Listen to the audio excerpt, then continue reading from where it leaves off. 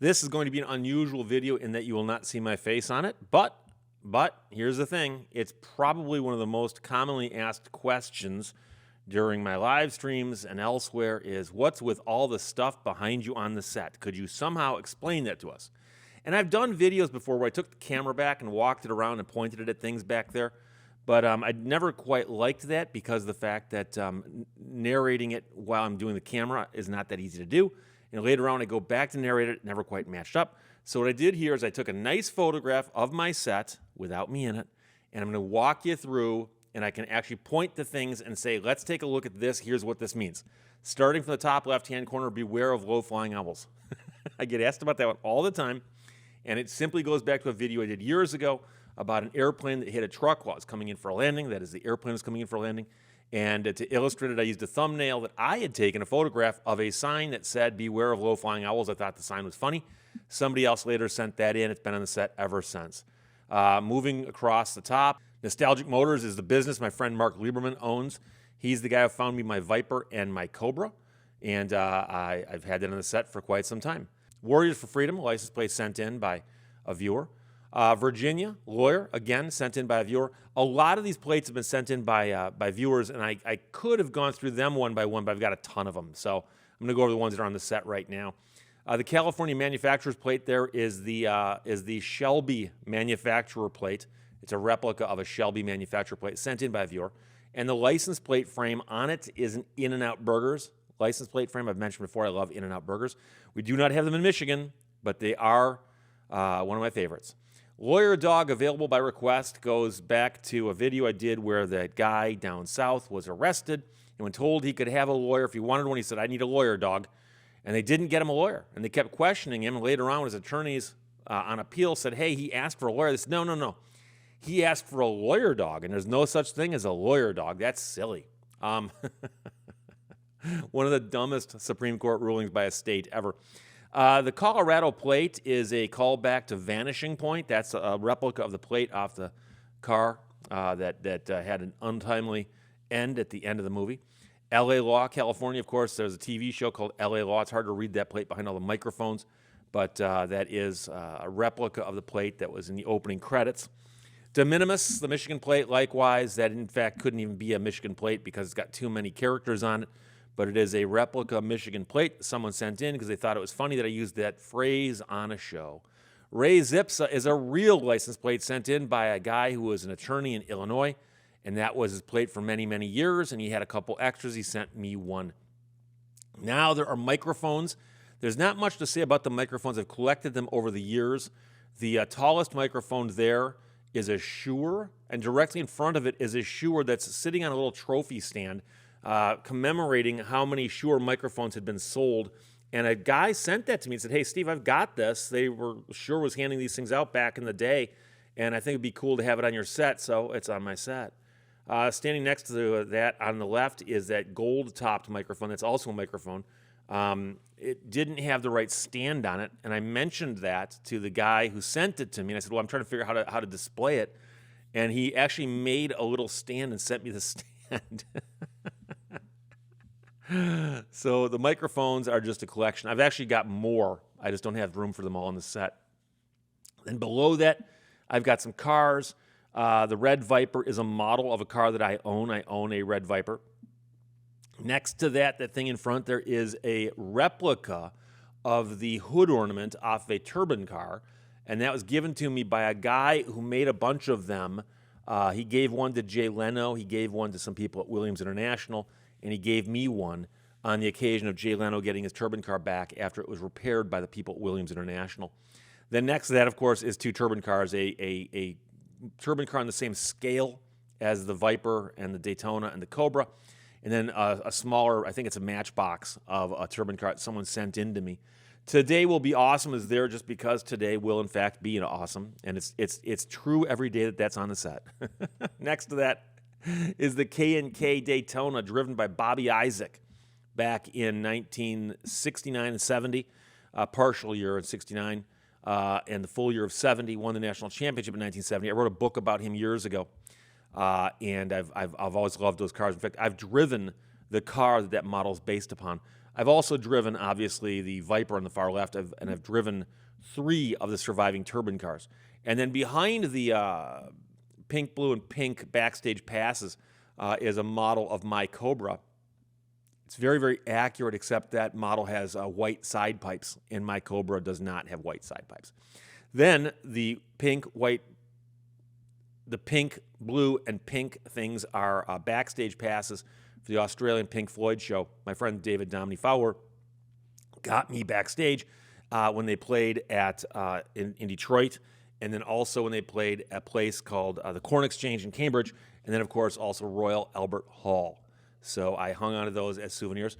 And then the little thing there, the little white cross, the little white thing with the red cross on it is the symbol of the Knights Templar. And I visited the Temple Church when I was in London, and I picked that up there as a souvenir. That's pretty cool, so I put it on the set. It's one of those little things that I think many people probably don't notice. And they go, wait, when did that show up? Far left is there's 2 radio tubes sent in by viewers. I mentioned I worked in radio for a long time, and so I was always mesmerized by the big tubes and the big transmitters. And I've mentioned before, I was on the air one night at WTRX in Flint, and one of the tubes blew. And it was on the other side of a window, but I could see it, and I was like, whoosh, and then it went dark, and we went off the air. So people sent those in. Between them is a Nessie Blue microphone. I used those microphones, or that microphone, in many early podcasts. And in fact, if you watch the interview with the robot I did, and I've reposted it on my main channel, you'll see that next to my Electro Voice RE20, because the setup we had, I was recording with one microphone and talking with her on the other. And then in front of that, New York license plate for the boss, of course. It's cut off there, but it was sent in by a viewer. In front of that is a judge's gavel. And if you were to read the inscription on it, I was the first chairperson of the consumer law section of the State Bar of Michigan, and they gave me that ceremonial gavel as part of that. Next to that, of course, is a model truck. I believe it's a Tasty Freeze truck sent in by a viewer. And in front of that, a recent addition to the set, that is a map of Michigan, and it's cut out of a block of metal that came off the Mackinac Bridge. The Mackinac Bridge is a 5-mile-long bridge that connects the upper and lower peninsulas of Michigan. And there's a grate in the middle that you drive across, and every few years they yank out the old pieces and they replace them. And they sell the old pieces, and guys cut them up and make souvenirs out of them. And that's a souvenir somebody made out of that. Underneath that are some of the Oxford English dictionaries. I've got the full set of 20. That was also sent in by a viewer. And there's 10 on each side of the set. 5 there on that shelf, 5 below that, and 20 of them in total on the set. Then there's the Civil War saber right there, and that is something I got years ago, and it's stamped on the blade 1865 and U.S., so it is a saber that would have been carried by somebody from the North, and it's from the correct time period. It could have theoretically seen battle, but quite a few were made. We have no way of knowing because I didn't buy it from somebody who said, yeah, I can vouch for you and explain to this where this came from. Then moving on to the first shelf, the first thing you'll notice is there is a Quebec license plate, and you can't see what's on it, but it's just a number. It's a number plate that was on a moped. My friend Mark Lieberman of Nostalgic Motors gave it to me because I saw it on a vehicle at his garage that he owned. And I said, hey, you got this Quebec license plate. This is pretty cool. I've always liked the Quebec license plate. Je me souviens. Is I myself remember, or I remember, we'd say more properly in English, but I myself remember is their motto, and I've always thought that's pretty cool. Bottom left there is a little cube of copper, Cu being the term they use on the periodic table. Next, that is a very, very small Lady Justice, and she's holding the scales, and she's got a sword in her belt. And then behind that, holding up the Quebec license plate, of course, is a lawyer dog. And this lawyer dog appears to be a Sheltie of some sort, or possibly a collie, sent in by a viewer. And next to that is an actual union booklet. If you're a member of the Union of the Western Federation of Miners in 1913, and you went out on strike, which they did, you had that booklet to prove you were a union member. And you paid your dues, and they'd mark it in the book that you paid your dues. And then when they went on strike and you went to collect your benefits, they'd mark it in there also. And that popped up on a website that I follow that sells antiques from the Upper Peninsula of Michigan, and I had to have it for my set because directly in front of that is a sword. I'll talk about the sword in a second, but in front of that is a block of wood from the Italian Hall. So the Italian Hall disaster happened in 1913. The building got torn down in 1984, and somebody up there grabbed a bunch of floorboards and chopped them up into little memorial blocks like that. I've had several of those. I've given some to friends, but I saved one for myself. And then next to that are two ingots. The one on the right, the copper one, is from the Calumet and Hecla copper mine. The one on the left is actually lead. But Calumet and Hecla at one point in time actually ran a lead mine, I believe, in Minnesota or Wisconsin. And I got that at an antique shop someplace up there. Now, behind that is that sword that's laying on that shelf. And that sword was lent to me by the family of a gentleman who was a doctor in the Navy a long time ago. And that is officially an officer's dress sword if you were in the Navy. So when you see the guys with their full uniforms on, the full regalia, the full Monty, as they'd say, that sword is what they'd be wearing, and like the white gloves and all that stuff. The cavalry sword I talked about earlier was the actual cavalry sword that you'd be in battle swinging that when you ran out of ammo, okay? But the naval officer's sword is a thing of beauty, and somebody lent it to me and said, Steve, put this on your shelf. Well, we'd like it to be seen by people, and I've done that. As you move down the sword, you'll see there's some Hot Wheels. There's a Hot Wheel of a Cobra sent in by a viewer. In front of that's another ingot from a different mine. There's some old coins, a couple Walking Liberty halves, things like that. There's a guitar pick. It's blue. It's from Muscle Shoals, the recording studio, sent in by a viewer. It falls down from time to time, and I always feel bad about that. In front of that is a, let me zoom in on this, make sure I got this right. Yeah. In front of that is a small, next to it, there's a Batmobile model.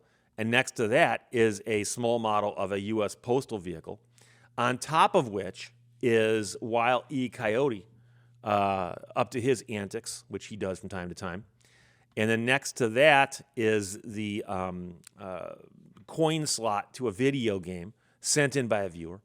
And right here, I'm pretty sure this is a copper coin, a commemorative copper coin, but it's not actually an actual coin. It's a commemorative of sorts. And then I should mention, I always point to the books behind me. I go, the blue books behind me, the blue books behind me. These right here say Michigan compiled laws, and it goes compact edition. You might notice the year on that is 2001. I don't even know if they make these books anymore. But nowadays, you look the laws up online. MCL 257-1401. So you go to Google, type in MCL space 257.1401, hit enter, and you'll get the Lemon Law, and you'll get the most recent version of it. But you could find it in these books and read it there if you wanted to. Hillsborough, the Truth, is an amazing book. It, in my mind, is one of the greatest history books ever written. Many Americans are unaware of the disaster that took place at Hillsborough, where there was a crush at a football match or a soccer match, and a lot of people died. And Phil Scranton spent his entire life as a historian and a criminologist studying the event and writing about it. And this book that he wrote here tells the entire story from front to back. If you've ever heard me recommend a book and thought, I should take a look at that, that's the book you should take a look at. However, I also recommend the two other books on the far side, Unsinkable and Other Side of the Night. If you're interested in the Titanic, these books are mind-blowingly good. They are unbelievable. Both of these books were written by Daniel Allen Butler. And Daniel Butler actually sent me a note and said, hey, Steve, I noticed you got a couple of my books in your set. I said, how'd you notice that? And he said, well, I was watching a video of yours, and I looked at it, hey, that looks familiar. And it turns out that, so he and I have exchanged notes. I've sent him a book. He sent me a book.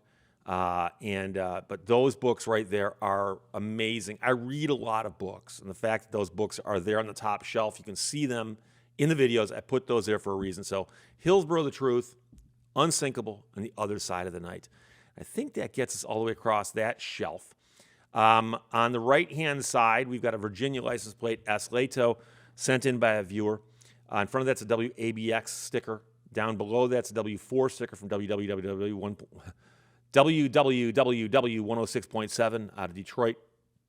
Classic rock and roll stations from back in the day, but they are no longer around in that format. Neither is WABX, but I interned at WABX back in 1981 or 82. In front of that, leaning against the shelf, of course, is another Civil War sword sent in by a viewer.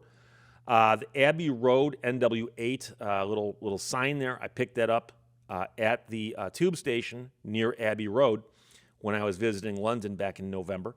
In back of that, what's holding that sign up is a bank. And I get asked about this a lot when people notice that it is an actual coin bank. And the coin bank looks like a ship sinking into the shelf.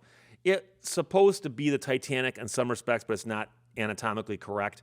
I get people complaining about that. And I say, well, I never said it was the Titanic. It's just a coin bank. But you can find that online if you simply type in Titanic coin bank. And I've seen it for sale on Amazon and elsewhere. I bought that at a gift shop in Traverse City, Michigan. So I don't know how much they cost online, and I can't vouch for that. All I know is I bought one, and a lot of people ask me about it. Down to the second shelf, there's a Lawyer Dog baseball bat, Steve Lehto, a Louisville Slugger, sent in by a viewer. In front of that, there's a blue license plate, Concours d'Elegance from Hilton Head. I actually went to the Concours where they had a film festival for the Turban Car documentary put up by Haggerty, and did not make it to the car show, believe it or not, but I made it to the film festival. In front of that's a larger scale Batmobile. And of course, I did some videos about the guy, Fiberglass Freaks, who was making Batmobile replicas. And that's the one where the guy got sued, and somebody from California then complained, and they got him arrested. And it was a big mess, and it was just a ridiculous case. And so I talked to the guy. He's a nice guy. I felt really sorry for him. So I talked about that quite a bit. I think I did 2 or 3 videos. I'm not going to go into all the books on that shelf there. Some of them you can see, some of them you cannot see. But I'll simply mention that, for instance, there's a book called Bobby Fischer, Profile of a Prodigy, that was written, and the book's out of print now, a long time ago, long before he passed away. And that same author wrote an updated biography of Bobby Fischer much later, which is pretty cool as well. But on the far right-hand side, the books that are stacked the other way are more recent books or books about music that I've mentioned many of those. Like Rocking America is a book about WABC in New York, written by a guy named Rick Sklar, who is the program director there, and so on. But in front of that is a Tesla model that someone sent in. Underneath that is a can of Spam, because occasionally we talk about Spam on this channel. Directly underneath that is a box. And the box contains a plastic model of a Chrysler Turban car. Now, that box and that model were created by Chrysler back in the 1960s. There was a time when if you went into a Chrysler dealership and test drove a car, they'd give you that model as a premium just for showing up. And so those models are out there. They made a lot of them. We don't know how many they made, but before eBay, they were considered quite valuable. And you'd get people selling them, but the thing is, more and more of them, were pulled out of the attics and basements and so on. So at one point in time, I think I had 4 or 5 of them. I currently have 2, but it's cool. It's a plastic model of the Chrysler Turban car, but it's not the same one that's on the top shelf. The top shelf is a die cast. So the Viper, Turban car, Daytona, and the Shelby are all die cast models. And I used to have a die cast of a Tucker up there, but I ran out of space. And so people always ask, what's the significance of those models? And obviously the Viper and the Cobra are models of cars that I own. The Turban car, I wrote a book about. The Daytona Charger, I wrote a book about the winged cars. And then the Tucker, I wrote a book about the Tucker. And so I wish I could fit the Tucker up there, but it doesn't fit. And so there comes a time when I have to edit on some level. and how I edit is there's no science to it. No rhyme or reason. It's just something I do, and things move in and out. I try to change the license plates as often as I can, but again, I'm doing so much other stuff. But I will tell you that there's also, in front of the Turban car box, there's a U.S. Coast Guard, I don't even want to call that a sign, like a desk thing. And I get a lot of people for some odd reason go, "Were you in the Coast Guard?" And no, I have an immense amount of respect for anybody who served our country in any service. But I occasionally wear T-shirts that say things like, our Air Force or Marines or whatever, and it's just something I do. But I'm not trying to say or imply that I have any connection to these things other than I admire them. Okay, and on top of the Coast Guard sign is a $100 bill, which floats around back there, and I occasionally I forget to move it, and it's one of those things where people go, "What's that all about?" And I just say it's a part of the set that I try to move every single day, and that's all we need to talk about. And I should point out that you can just see the top spine here of a book called Paddle to the Sea. And people my age who grew up in the Midwest would have read this book. It's all about, it's a children's book, but it's illustrated, and it explains how the Great Lakes work. And it tells a story about a little boy who carves a canoe out of wood and carves in the bottom of it, "I am paddle to the sea. Please put me back in water." And he puts it into, in essence, a lake that's above Lake Superior. And the story follows this little canoe as it goes from that lake down a river into Lake Superior. And then it travels around via currents until it gets over to the Sioux Locks. It gets down the St. Mary's River. It cuts over and goes around Lake Michigan because, of course, it has to cover all the lakes. And then it comes back around, goes underneath Mackinac Bridge again, comes down through Lake Huron and, Lake St. Clair and Lake Erie and Lake Ontario and so on. And it winds up out St. Lawrence Seaway into the Atlantic Ocean, which is how the water flows. And the author of the book was trying to illustrate how these lakes functioned and what they do and what's so important about them. And so on one page is an illustration where it shows how the lakes empty into each other. So Lake Superior is higher, and then the St. Mary's River brings the elevation down. And then there's another one that'll talk about the fish. Another one will talk about beavers. Another one will talk, And by the time you're done reading this book, you have a better appreciation of the Great Lakes and what they mean to the area, and also simply how they work. And unfortunately, the book is not as well known today as it was back then. But I have a canoe, which is not on the set because it's too big.